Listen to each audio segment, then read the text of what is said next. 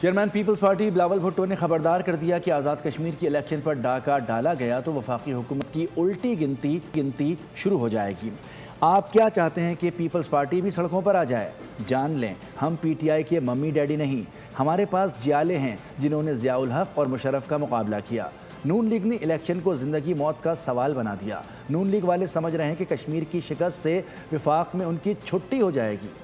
Election کا boycott نہیں کریں گے، ڈٹ کر کھڑے رہیں گے۔ تو نے چوری کی، تو نے ڈاکہ مارا، تو پھر تیرا وفاقی حکومت کا الٹی گنتی تب سے شروع ہو جائے گا۔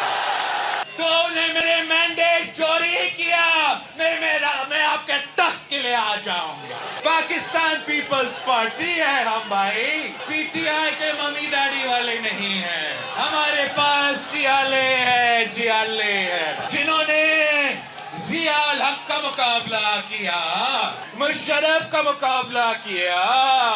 میں آج اپنا ہاتھ تحریک انصاف کے سنجیدے سیاستدان کی طرف بڑھا رہا ہوں۔